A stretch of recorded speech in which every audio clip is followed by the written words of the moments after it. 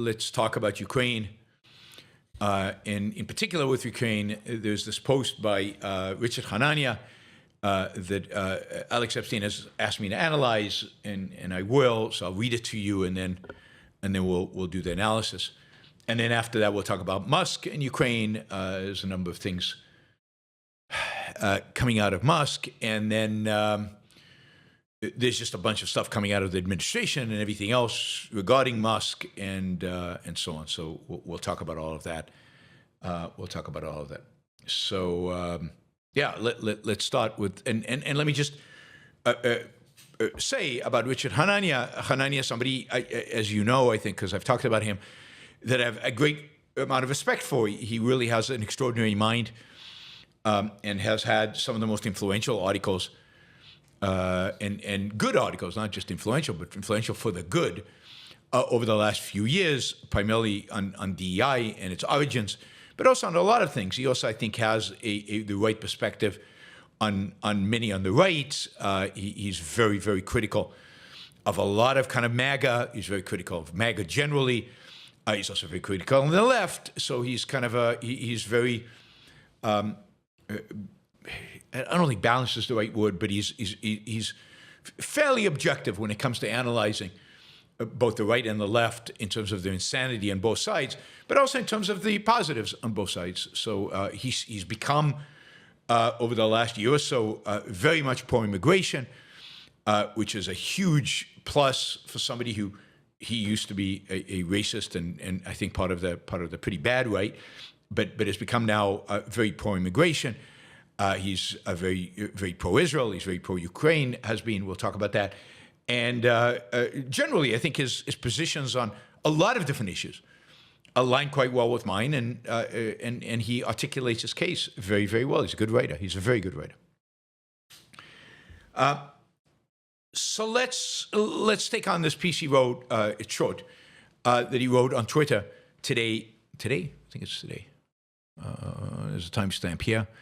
Actually, it was yesterday. Okay, so yesterday, he writes so much. I mean, he's on Twitter constantly, and he's constantly writing.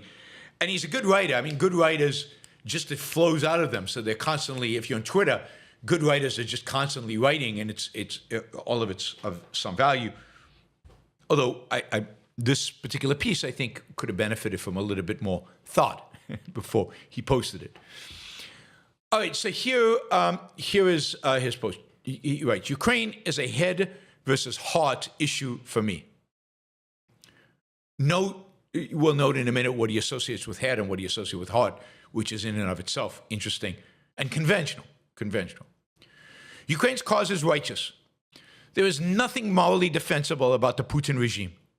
The people who hate Ukraine are almost inevitably the worst people out there. The correlation between anti-vax and anti-Ukraine is near perfect. They live in a world of fake news, petty, mean-spirited grievance. They lie about everything from Eastern Europe to the federal budget.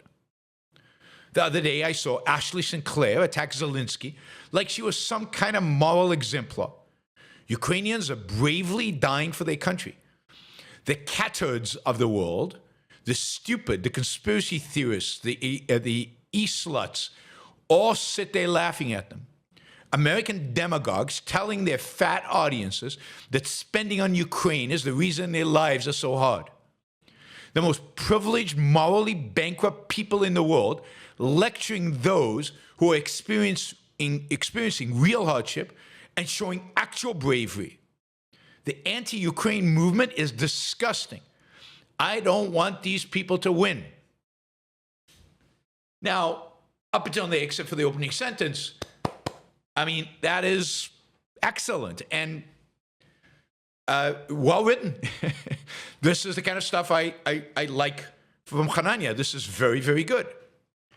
Now, you'll note that he associates with his heart. Now let's go to his head. I continue from Hanania. That said, if that was the end of my analysis, I would be no better than them, i.e., quote, an emotionalist. And in truth, I can't see what the point of this slaughter is. I don't think they're getting all the land back, hundreds of thousands dead, They can be hundreds of thousands more.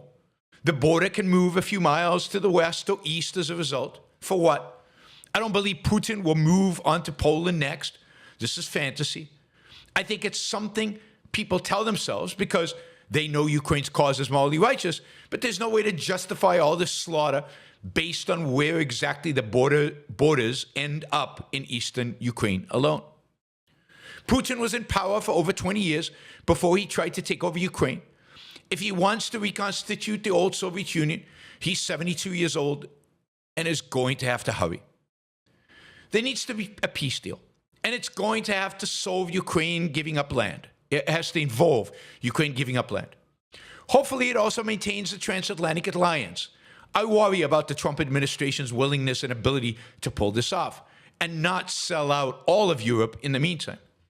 But if the immediate concern is the well-being of Ukraine, the sooner this ends, the better. That he associates with the head analysis. And I think there's so much flawed here that is worth talking about. So we're going to talk. The first part, I agree completely. I have no qualms with 100%. And I think he's attacking Ashley Sinclair and he's attacking MAGA, but he should include Donald Trump and Elon Musk in that analysis, and I think he'd probably agree with that. So let's take on this second part. Is this objective?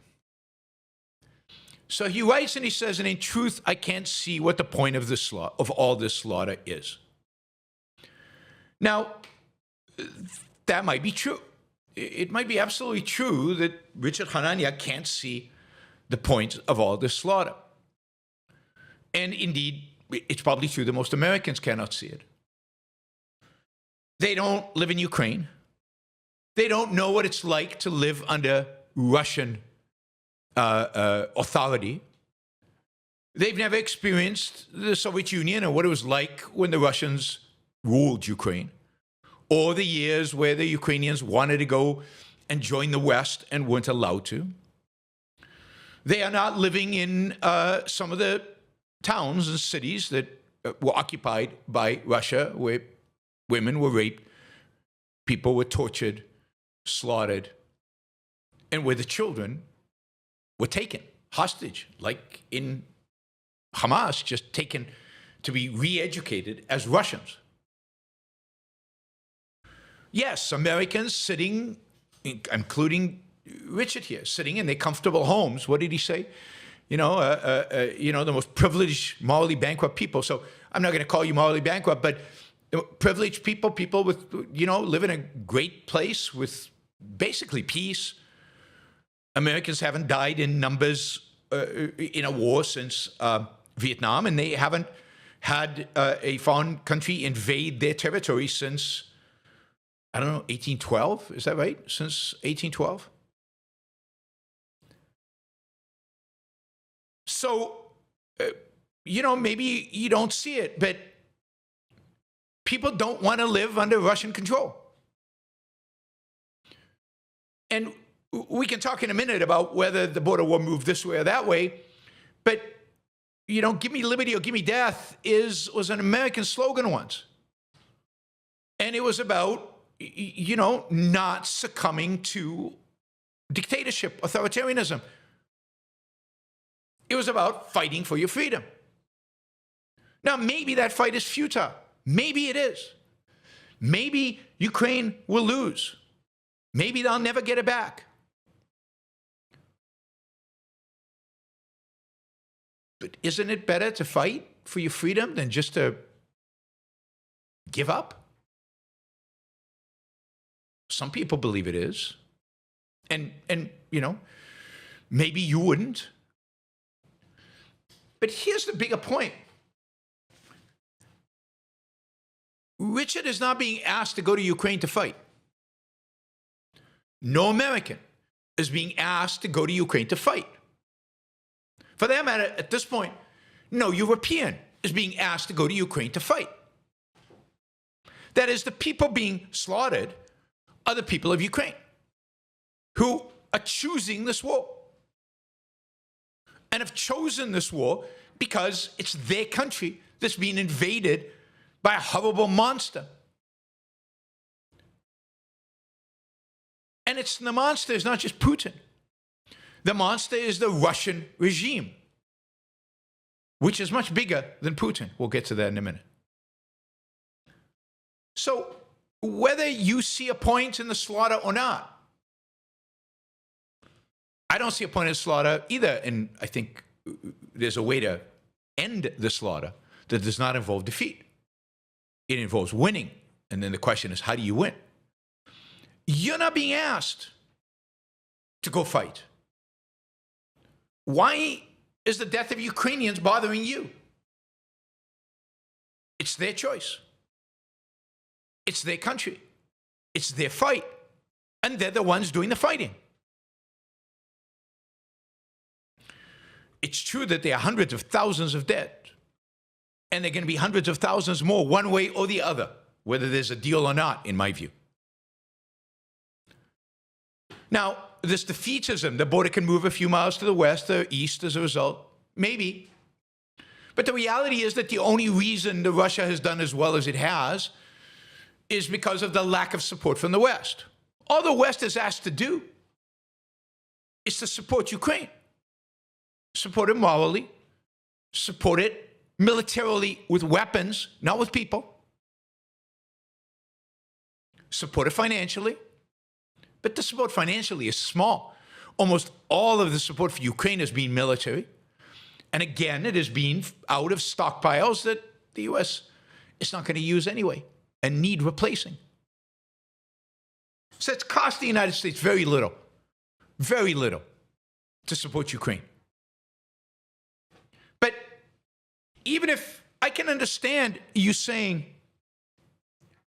okay, we've spent enough on Ukraine, we shouldn't spend any more on Ukraine. That's fine. You could slowly ease off of supporting Ukraine. Maybe, hopefully, the Europeans would step in and replace it. But that's not what we're doing. We are negotiating, the United States of America, Donald Trump, is negotiating a peace deal for Ukraine. Who the hell nominated, voted in Ukraine for Donald Trump to represent them?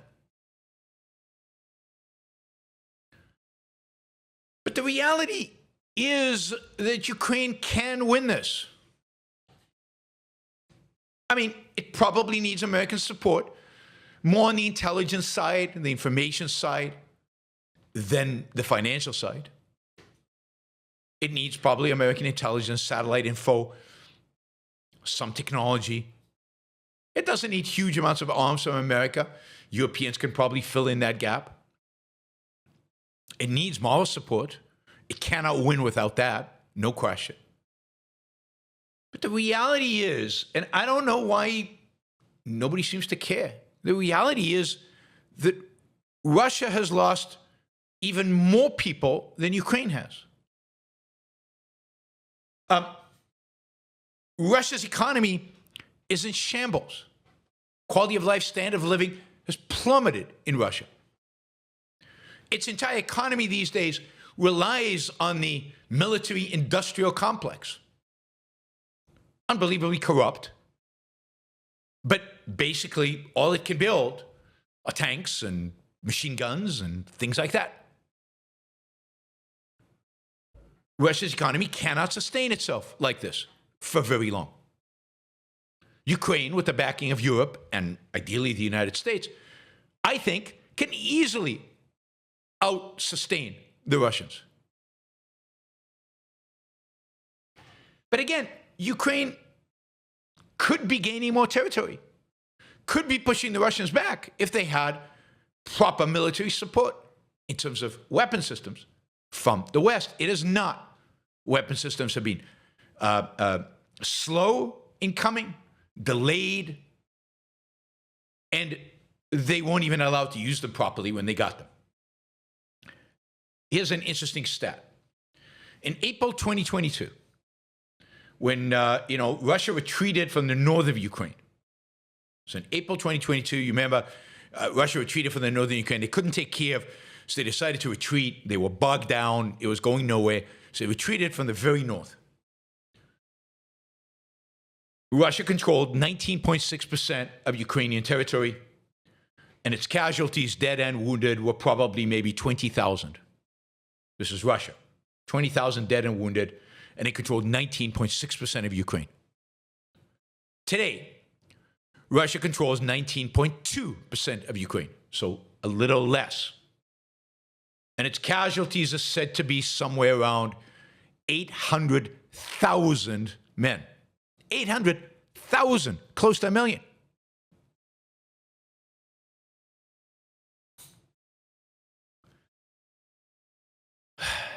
So we're worried about Ukrainian casualties, but not about Russian casualties in terms of the impact it has on them. So no, I don't think the border can move just a few miles east or west. I think you could do a lot more if you're willing to do it. And then he says, for what? I don't believe Putin will move on to Poland next. That is a fantasy. I agree. Putin probably won't move on to Poland next. He likely will spend some time figuring out how to take the rest of Ukraine, or at least place Ukraine under Russia's thumb and replace its existing government with a puppet government of Russia's, in spite of the fact that clearly that is not what the Ukrainian people want. They're fighting to avoid that. It's exactly why they're willing to engage in the fight, to avoid that. But then, once he has Ukraine under his thumb, he won't go to Poland. Granted, Poland has built up the largest military force in Europe. Poland would destroy Russia. Look at what Ukraine has done. Now, Poland, larger army, completely equipment with some of the latest and best Western military technology. I mean, Putin doesn't have a chance, and he knows it. So he's unlikely to go to Poland. We'll keep that for later. But as he rearms and rebuilds, he's got a big industrial military complex now. He can't just unwind that quickly. I mean, what will happen to all the people working there? I mean, his whole economy now is built on just that one.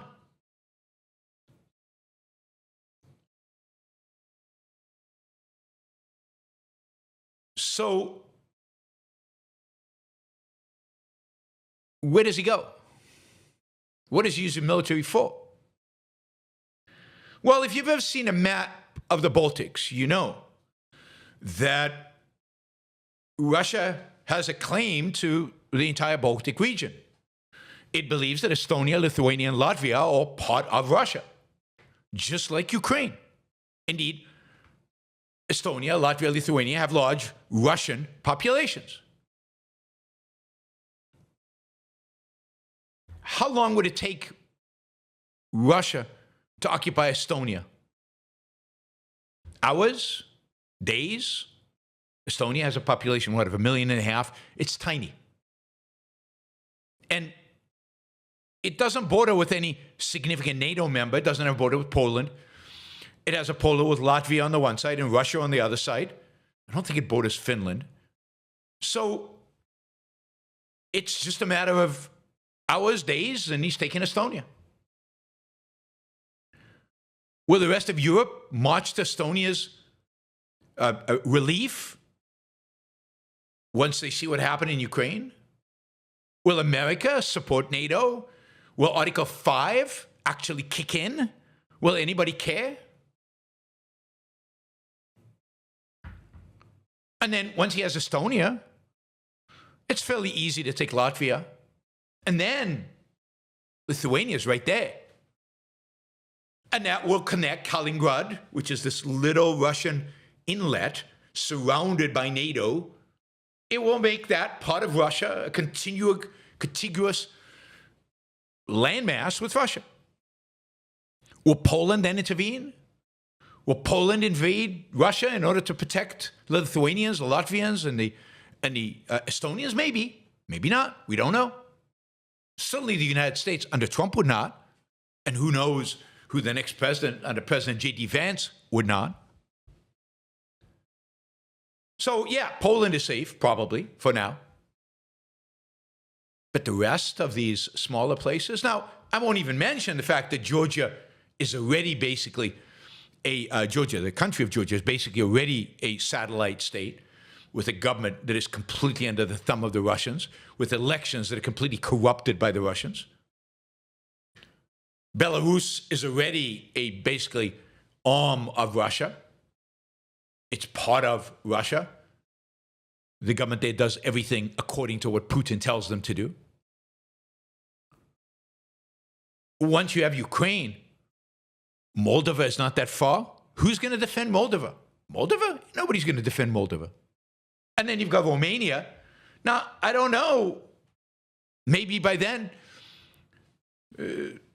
Putin will have arranged for Romania to have this pro-Russian president elected. And maybe Romania tilts towards a pro-Russian government, and who needs to invade them if they're already part of the Russian sphere? I mean, this is not hypothetical, crazy. It's not a fantasy, Richard says, to think that he'll invade Poland is a fantasy. It's not a fantasy to see Putin, we'll get to Putin in a minute, the Russian government expanding its influence across the entire Eastern Europe. Of course, while all that, Putin will be viewed as a winner. Russia will be viewed as the strong man in Europe. Europe will be viewed as weak and a loser. The United States as having abandoned Europe, and the United States as having, helped Russia attain all this. And you can see the dominoes falling one by one, not by invasion, but by just acceptance. Political parties rising to the top who are pro-Russian. I mean, imagine AfD in Germany, Marie Le Pen in France. And Europe is now basically under the influence, all of Europe, including Western Europe, is now theoretically under the influence of Russia. Now, that's far-reaching. That's maybe a little pushing the envelope. Maybe that is a little bit of a fantasy. But it's not that crazy. And suddenly, the first pieces, the Baltics, Georgia, Moldova, these other parties, that is not a big fantasy. And Poland might resist. Poland might stand out and resist. But Poland does not have nukes. It relies on UK, France, and the United States to provide a nuclear umbrella for it. How long does that last? If you're going to do geopolitics, then you've got to do geopolitics. You've got to think about all the players in place, and you've got to think long term, and you have to think about all the moving parts. Just saying Poland is a fantasy is not thinking. It's not the mind. We'll get to the more practical dichotomy in a minute. So, and this is not, one second, let me just go on and say, Putin was in power for over 20 years. He's going to be 72 years old. He is going to have to hurry, but that assumes, and maybe I'm playing into that assumption by constantly talking about Putin, but that assumes that Putin is what's driving all this.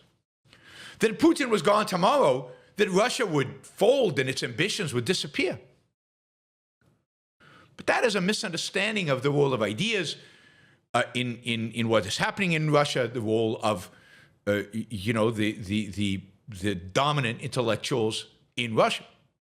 The reality is that the support for Putin is vast among Russian elites, and is vast among the potential successors to Putin, and it's vast among the intellectuals around Putin. It's not like the guy, let's say it's Medvedev, who might very well be the guy who replaces Putin. I don't know how old Medvedev is. Maybe he's the same age. But there's got to be some younger guy who's going to replace Putin. It's not like that guy is going to say, yeah, Putin was all wrong. That was all. This empire, this ambition to create empire, this ambition to create a greater Russia, this ambition for Russian imperialism, oh no, that was just Putin. No, that's Russia.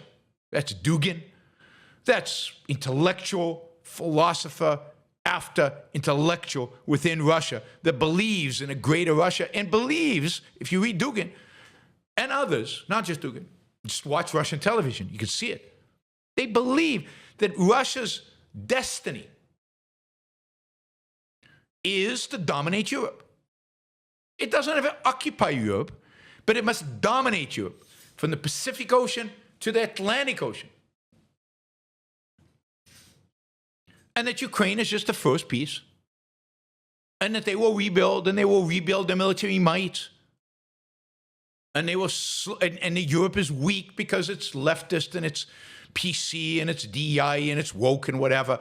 And therefore, Europe will slowly crumble before the influence of the Russian. And ultimately, Russia will be the dominant player in Europe.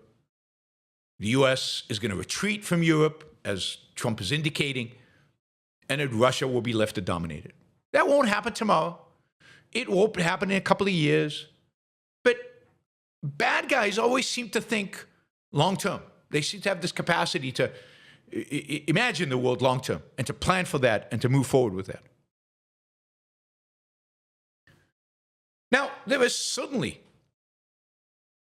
a need for a peace deal. And if we go in, if one goes into negotiation with Putin and demands peace and threatens, if you start by threatening complete sanctions against Russia, decapitating, eliminating their ability to export oil, at least through the shipping lanes of the world. And then you lay down the law.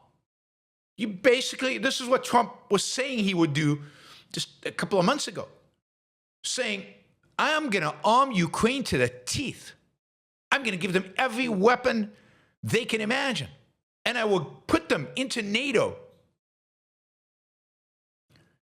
unless you leave Ukraine. Now, maybe you give Russia the 2014 border. Maybe you give them Crimea and a bit of the east of Ukraine. But if you go in with a tough negotiating position, with NATO membership on the table, with expecting Crimea to become Ukraine, with sanctions, real sanctions on Russia, then maybe you can actually cut a peace deal where Russia retreats to its 2014 borders and where you actually have at least a prolonged ceasefire and maybe actually grant Ukraine NATO membership. And maybe that's impossible. Maybe the war has to go on. Maybe you have to arm Ukraine to the teeth so that they can actually make real progress against the Russian army in the next few months, the next couple of years, and only then cut a deal. But to cut a deal where Putin knows he's won, to cut a deal that reflects Western weakness, is to embolden Putin and the Russian regime as a whole, his successors and his successors' successors. It's to make Russia believe it can dominate Europe.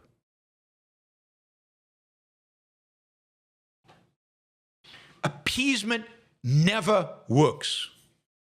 And this is my big critique, but this is more philosophical.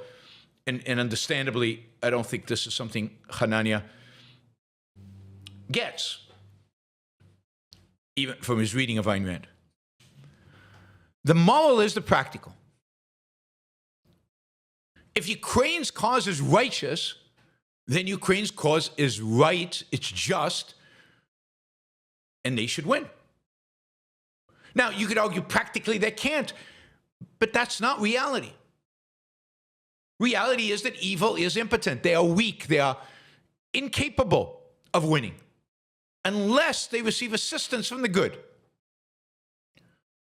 Russia is weak. Russia cannot win if the good supports Ukraine. But the good has not fully supported Ukraine. It's been mealy-mouthed support. Maybe verbally it's been strong support, but there hasn't been the kind of financial military support that would allow Ukraine to win, and there hasn't been the kind of sanctions on Russia that would collapse its economy.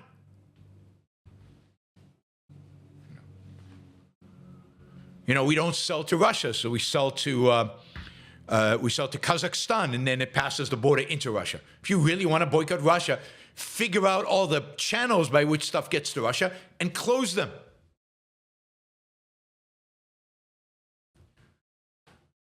And what is happening, so the moral is the practical. There are practical solutions for the good to win. If the good actually stands up as the good. The worst thing that can happen is what is happening right now. The good, as represented by America, is basically caving completely to evil. Not only didn't the United States go into the negotiating stance strong, it went to the negotiating stance with about as weak a position as you could ever imagine. I just don't get it. No NATO membership for Ukraine under any circumstances. Yes, of course, we'll cede you the territory, Putin. And, and we'll increase diplomatic relations. We'll completely reinstate our embassy staff. You can reinstate your embassy staff in Washington. We love you guys. And we're going to have all this wonderful geopolitical and economic cooperation in the future. That's the starting position of the United States in the negotiation. That's the dumbest stance I've ever heard of.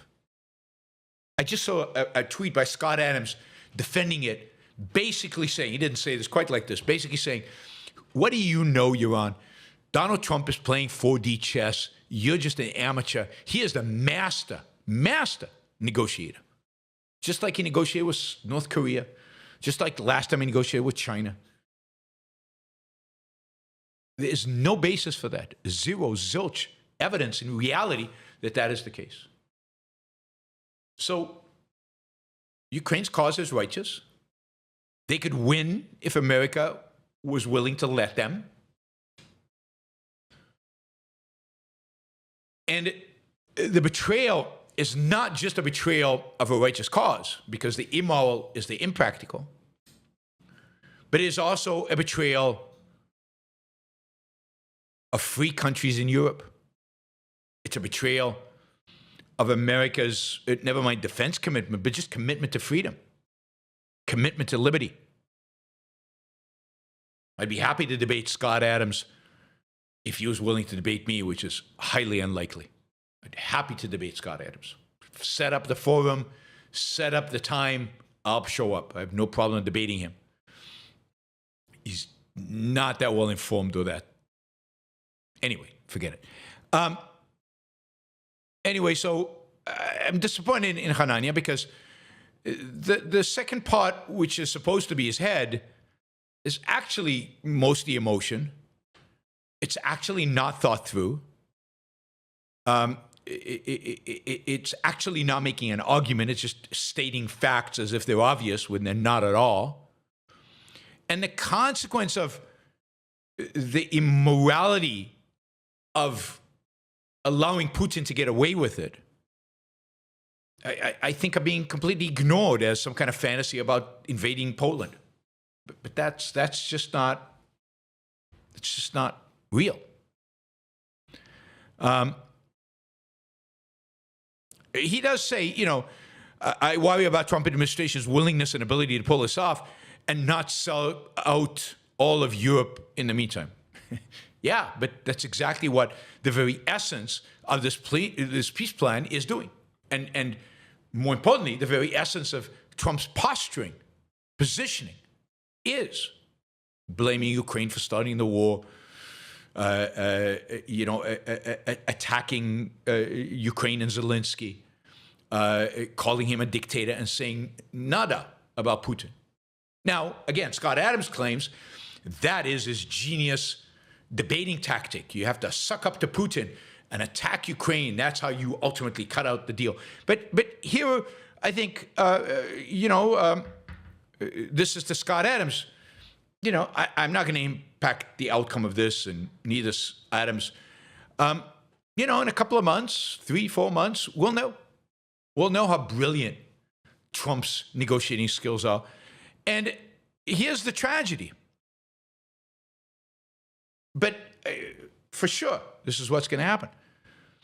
Even if the deal really, really, really sucks for Ukraine, for America, for Europe, Scott Adams will still defend it. He will still claim there's some 4D move that we're not seeing. Just wait and see. It'll happen someday, somewhere. Because he's part of the MAGA mindlessness that just assumes that Donald Trump is always right.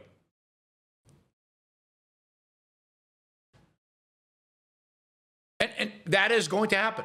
And, you know, that happened with, you know, the first 4 years of Trump, things that he did that turned out horrible were always defended and justified and excused and rationalized by his supporters, including people like Scott Adams.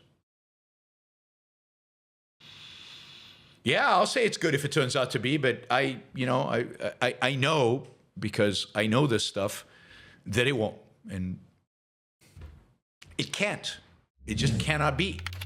Reality is what it is, and things are what they are.